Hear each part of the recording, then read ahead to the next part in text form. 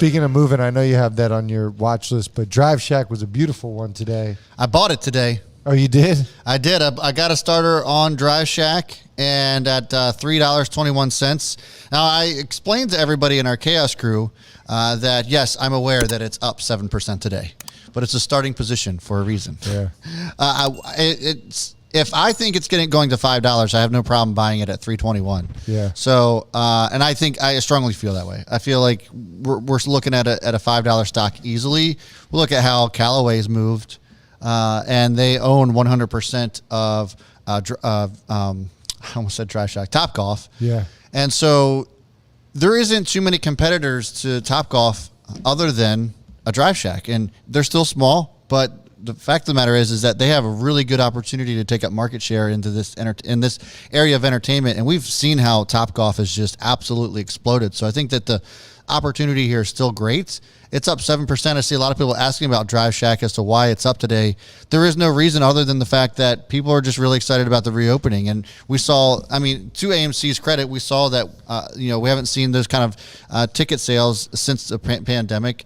And we saw huge growth, huge numbers coming in from Topgolf, as reported by Callaway 2 weeks ago. So I think that, while I'm getting in a little bit later than I'd like to, I still think that it's a really good opportunity to just get a starting position on it. Yeah, I got to figure out what I'm going to do with it because I have my average cost is $270 on Drive Shack, right around $270, and so I'm in a good position with that. But I do, as well as you, really believe in it. To continue to move up. We have 3 putteries that are going to be opening by the end of the summer. Yeah. So in the next couple months. Endorsed by Rory McIlroy. Yeah. So, I mean, they got some big names around this. So, yeah, man, I think it's going to be good. Yeah, and I don't know how much we'll see how much, like, golf being on the forefront. Phil Mickelson winning the major and, like, just that being all the talk. Yep. That gets people excited. That could get people, like, thinking about golf, going back out to golf. Yeah. And just people wanting to get out. And I think part of the domestic travel, part of the move we're going to see is people going on trips and taking trips. And one of the activities you can do is Drive Shack. So we'll see what happens with it. I'm sorry, golf, not Drive Shack, golf. So we'll see what happens with it. But I'm excited. It looks really good. I'm actually really pleased with how it's moving. Just got to stay above $3. In Callaway's earnings report, the most recent one, they said that they have not seen demand for golf like this ever.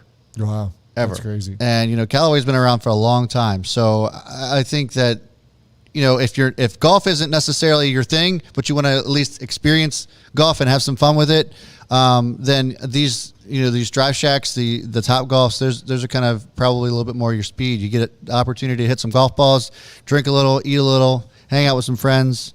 What more could you ask for? So I think this is going to be a really good mover still. It's just getting started, in my opinion. Looking at the chart, though, I'm looking at it. I think that the test here is going to be around 355, 360.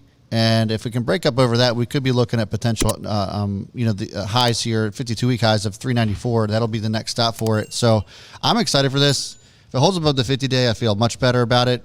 Where will I add to it? I'm kind of looking at maybe if it pulls back to the $3 range. We talked about $3, being kind of like its resistance, and it just blew right past that. So I think if it pulls back to that $3 and retests there, that's probably where I might consider adding.